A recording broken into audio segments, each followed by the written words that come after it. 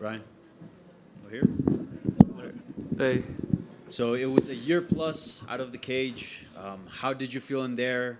Your first fight back in a while. How was the experience like? it was good, man. It was a good experience. I stayed active during throughout the injuries and everything. So I didn't feel like I lost a step. But when you walk out here and you have 22,000 people and you get that rush again, it's like, okay, one thing's in the gym, but out here you're presented with different obstacles, I guess, to overcome mentally. So I feel like right as I was doing good with that, then I just dove down a little bad start right now. But we're here. Yeah.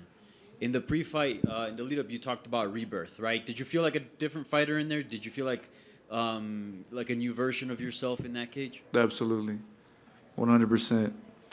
The rebirth it's basically a man or an individual, a human, having to come face to face with themselves in the mirror and really change all the bad things about you that in the long run will break you, And if my family knows all the things that I went through, and it was hard. So my dad used to say that the eagle was his favorite animal and explained this process to me, and I didn't really care about it.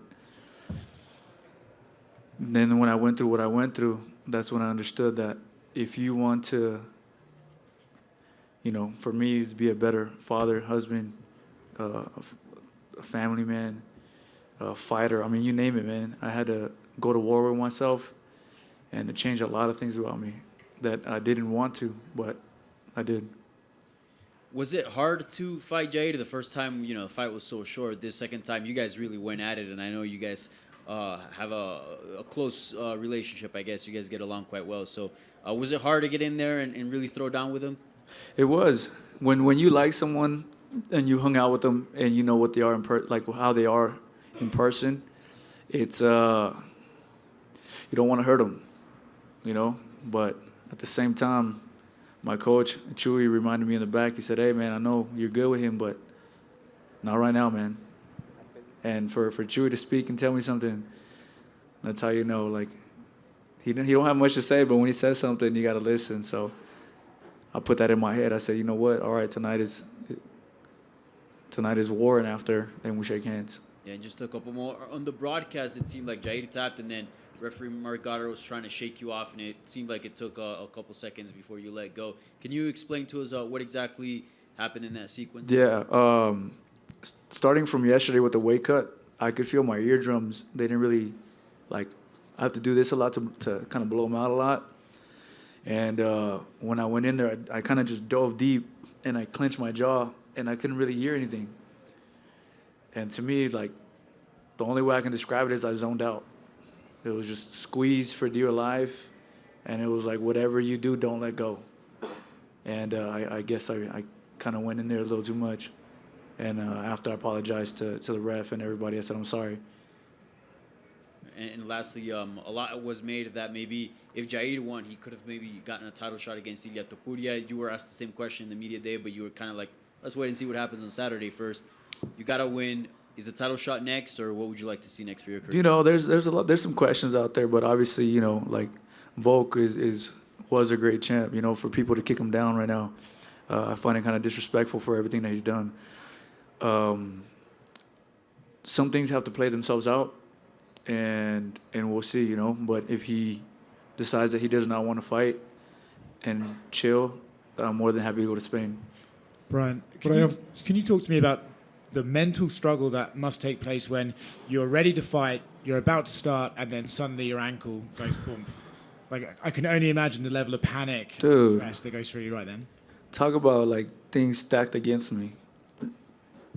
Bruce was introducing me, and then I jumped up, and when I landed, I rolled my ankle, and I was like, oh shoot. And I looked at my coach, and I was like, bro, this is bad.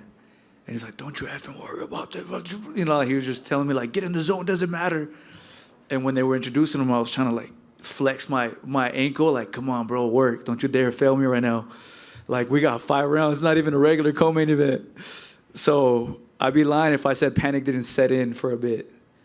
And then, obviously, I started just off. Right off the bat, I started off, and I got clipped. And then I paid the price for not being in the zone and focused on what I was supposed to do. And I survived it. Second, like, I think near the end, I don't even really remember, but I think I ended up somehow taking him down at the end of that first.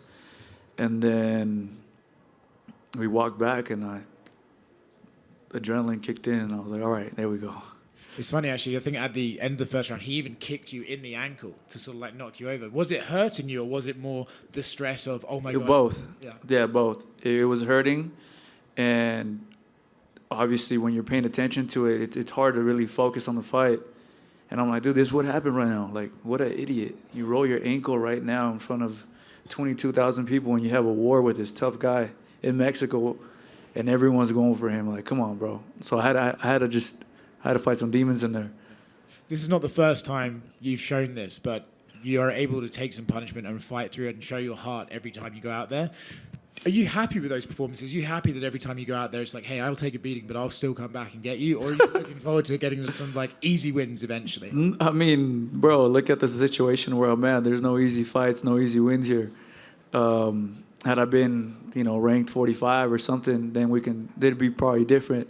But since 2017, it's been nothing but main events, co-main events, 5-round fights. I have not had an easy fight in my entire career. If you paid attention to it, they threw me the best of the best. I fought Max when he was Max. I fought Volk when he was Volk. You name it, man. So that's just who I am. They give me a name, I say yes. I don't do the picking, can you give me another one? I say, hey, well, who would they say? They said this person, cool, let's do it. Congrats on a great win, man. Thank you. Brian,